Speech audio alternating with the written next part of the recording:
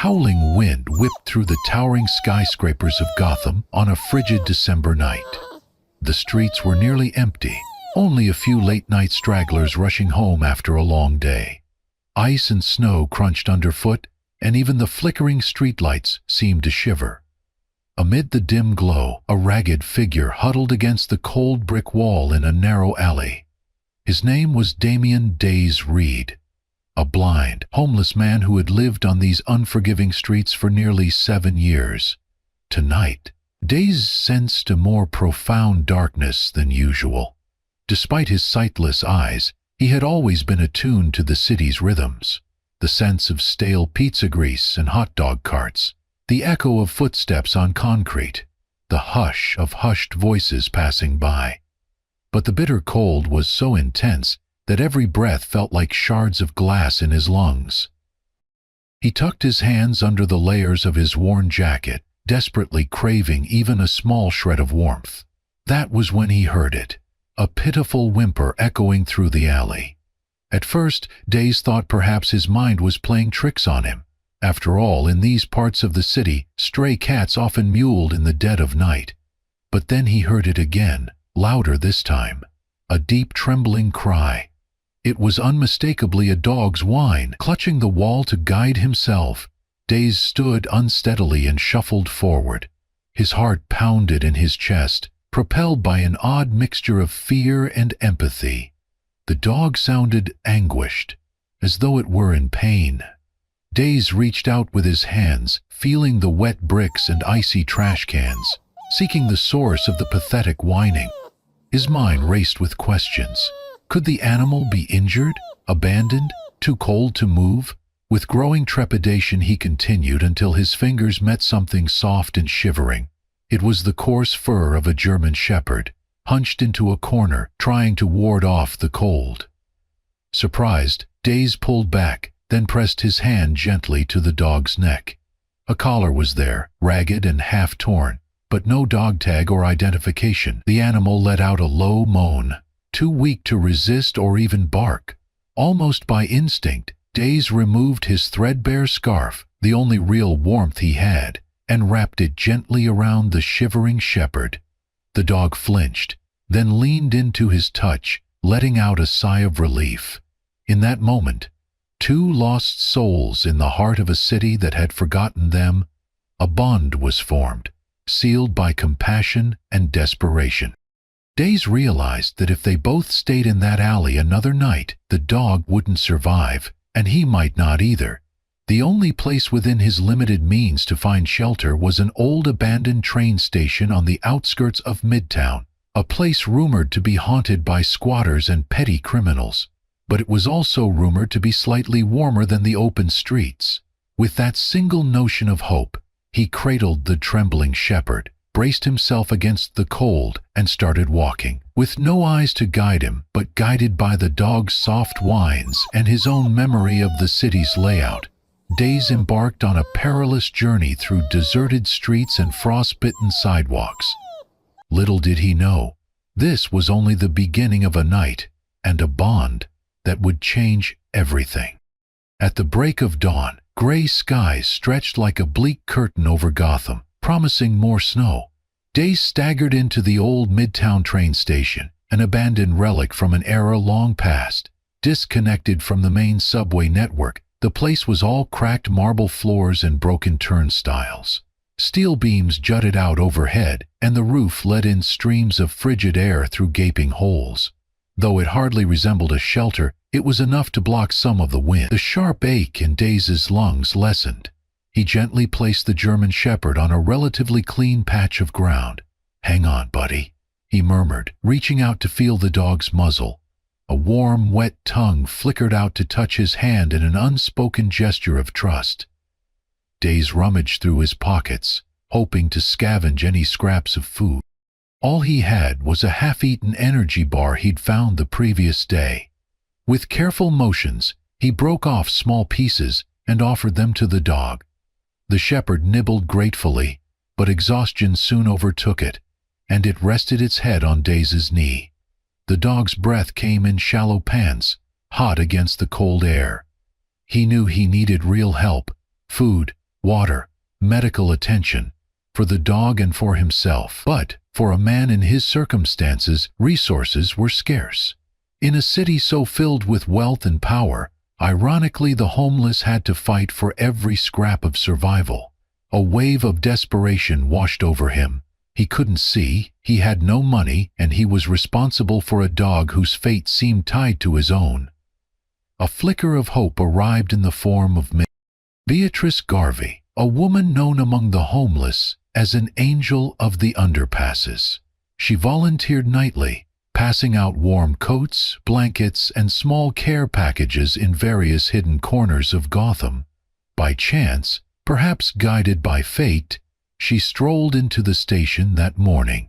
Clutching a box of winter supplies, Miss Garvey froze upon seeing the haggard figure of Days and the whimpering German shepherd at his side. Even from a distance, she sensed the dog's distress and saw the exhaustion etched across Days's weathered face.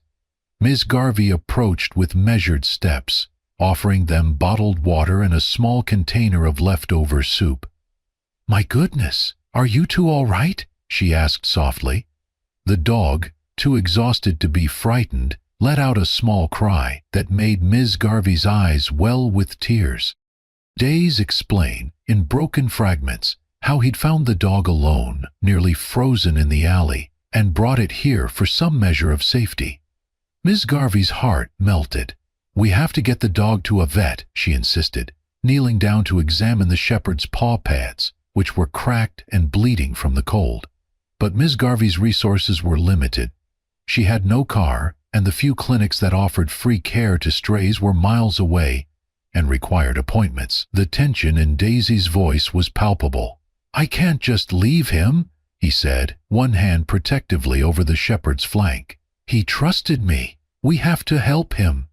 Miss Garvey pulled out her phone, determined to seek assistance, but she had difficulty finding someone to come out to this forsaken station. Time was running out. The dog needed urgent care. Days could feel panic rising in his chest, fear that the city's indifference would once again deny him a chance to save another life. This time, a life that had placed its faith in him. Finally, Miss Garvey called her friend Dr. Wilson, a veterinarian who sometimes volunteered his services for free in dire circumstances. As snowflakes fluttered through the broken station ceiling, Miss Garvey pleaded with Dr. Wilson to help. He hesitated. He was the only vet on duty at his small clinic, and he had a schedule full of appointments. But Miss Garvey's desperation and the image of a freezing German shepherd in a half-collapsed train station struck a nerve. He agreed to come, telling her, "I'll close the clinic during my lunch break. I can't stay long, but I'll do what I can." Relief flooded through Daisy's body. He felt tears welling behind his unseeing eyes. The dog's trembling eased as Days continued to stroke its ears gently, whispering, "Hang on, help is coming." Neither of them realized that their act of faith, aided by Miss Garvey's kindness, would soon lead to a chain of events that nobody in Gotham would forget. Despite the morning's hope, Dr. Wilson's arrival brought fresh concerns. The veterinarian was a kind-faced man in his 50s, wearing a jacket dusted with snow. He carried a small medical kit and a portable IV drip. Kneeling beside the German shepherd, he performed a quick exam. The dog was dangerously dehydrated, malnourished, and suffering from the early stages of hypothermia. If left untreated, it might not survive another day. Wasting no time, Dr. Wilson set up an IV. Hooking the dog to fluids, "We have to warm him up, carefully," he cautioned, pulling out heated blankets and draping them around the dog. Days hovered anxiously, resting a hand on the shepherd's paw. He might have been blind, but he could sense the tension in the air. "You've done everything you can with what you had," Dr. Wilson said to Days softly. "He's lucky you found him." Ms. Garvey listened intently, biting her lip. "Can you take him to your clinic?" she asked. But Dr. Wilson frowned. His clinic was a half-hour drive away, and he had no room to board a large dog, especially not one that would require round-the-clock care. Moreover, he was already taking time away from his schedule. He needed to return soon. The dog started to convulse, a tremor rippling through its body. Days felt the vibration under his palm. His heart lurched in terror. Dr. Wilson sprang into action, administering medication from a syringe to stabilize the animal's condition. Ms. Garvey clutched her coat, tears falling freely. "Stay with me," Dr. Wilson whispered fiercely, as though the dog could hear his words. After a few agonizing moments, the seizure subsided. The shepherd lay still, sides heaving, as Dr. Wilson checked its heartbeat. Miraculously, it was still there, faint but fighting. Exhaling in relief, Dr. Wilson looked at Days and Miss Garvey. "He's a fighter," he said. "If we can keep him warm and fed, he might pull through." Daisy felt a surge of fierce determination rising in his chest. He had nothing else in this world. No home, no family, no belongings beyond the clothes on his back. But he had this dog, and this dog had him. "I'll do it," he declared. "I'll stay with him." Miss Garvey nodded, resolute. "I'll be back with supplies every day," she promised. "We'll figure out the rest." Dr. Wilson, moved by this unwavering bond, handed Miss Garvey a list of instructions. "Here's what to do," he said, packing up his kit. "I'll try to come by again later in the week. Otherwise, call me if his condition worsens." And so began the race against time. In the dead of winter, in a half-ruined train station, one blind homeless man and a dedicated volunteer fought to save the life of a dog whose only asset was its own will to survive. News of their plight soon spread among the homeless community. People who had little to give offered scraps of food or shared a corner of a tattered blanket to help warm the shepherd. A few wandered in from time to time, checking on the blind guy and his dog as rumors began to swirl. Yet beyond the empathetic circle of those who also lived on the margins, the rest of Gotham largely remained unaware. The city, always in a hurry, seldom paused to examine the trials of the abandoned or the needy. But the tides of fate were turning. A single act of compassion, captured in fleeting glimpses by passers-by with smartphones, was about to break the walls of indifference and bring light to a place overshadowed by darkness. Over the next few days, the German shepherd's condition steadily improved. Thanks to Dr. Wilson's interventions, Miss Garvey's daily visits, and Dais's constant presence, the dog regained enough strength to lift its head and eventually stand on wobbly legs. Each night, Days curled up beside it, using his own body heat to keep it warm. In those moments, the dog would gently lick Dais's hand, an unspoken thanks from one lonely soul to another. During the same stretch of time, social media posts began to circulate.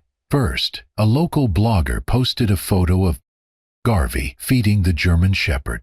Then a concerned passerby snapped a shot of Days cradling the dog in his arms. These images were shared, retweeted, and passed along through community forums. The heartfelt story of a blind, homeless man risking his life to save an abandoned German shepherd under the city's coldest conditions resonated across Gotham's neighborhoods. Soon, the story caught the eye of a small local newspaper reporter who featured it in a heartwarming piece titled "Blind Man Rescues Dying Dog," an inspiring tale of compassion in Gotham. By the weekend, larger media outlets picked it up. Television cameras arrived at the abandoned train station, broadcasting Daisy's selfless act to thousands of homes. Donations of dog food, blankets, and even money for veterinary bills began to pour in. Strangers showed up, simply to catch a glimpse of the man and his dog. Some left with tears in their eyes, moved by the unwavering devotion they witnessed. One particularly cold afternoon, a black SUV pulled up beside the deserted station entrance. Out stepped a well-dressed man, Marcus Coldwater, a local philanthropist and board member of several animal rescue organizations. He had read about Dais's extraordinary compassion and was determined to help. He found Days sitting on the cracked marble floor, the German shepherd resting its head on his lap. In his soft, measured voice, Marcus introduced himself. "My foundation works with homeless shelters and animal rescues. I've been following your story. Is there anything you and your dog need?" Days hesitated, unsure of how to respond. He had never asked for pity or handouts, All he had ever wanted was a chance to live without the threat of freezing each night. Tentatively he said, "A warm place for him. I don't want him suffering any more." Ms. Garvey, who was there that day dropping off supplies, chimed in, "And a chance for Days to find a stable life as well." She offered Marcus a pointed look. "He's more than earned that." Touched, Marcus promised to find the dog a permanent shelter where it could recuperate fully, and also extended an offer for Dace to stay in a transitional housing program his foundation sponsored. He explained, "We have a program to help homeless individuals with job training and safe lodging. If you're willing, we'd like to offer you a place. You can't continue living here." Emotion welled up in Dace's throat. He patted the shepherd's head, which felt reassuringly solid under his trembling hand. "I can come too?" he asked quietly, tears gathering beneath sightless eyes. Marcus smiled, nodding. "Yes, both of you. We'll keep you together." They arrived at a turning point that night. Filled with overwhelming gratitude, Days carefully guided the shepherd into the SUV. With Miss Garvey and Dr. Wilson, who had just arrived, ensuring the dog's comfort. The next few days became a whirlwind. The dog was admitted to a reputable animal rehabilitation center, with Dr. Wilson overseeing its care, while Days was placed in a cozy transitional apartment courtesy of Marcus's foundation. And as word spread of his devotion, something astounding happened. Days received multiple job offers from animal rescue groups, soup kitchens, and even a local nonprofit needing someone to assist with outreach to other homeless individuals. Though blind, Days had proved his capability for empathy and grit, qualities in high demand wherever compassion was needed. Slowly, but surely, Days began to piece his life back together. His new living situation offered a roof, a bed, and perhaps most importantly, a sense of safety he hadn't felt in years. Regular visits to the Animal Rehabilitation Center let him see, feel, the dog's remarkable transformation. With each passing day, the German Shepherd's tail wagged a little harder, its eyes glowed with a rekindled light, and its trust in people blossomed anew. In an emotional ceremony, the German Shepherd was finally discharged from the rehab center.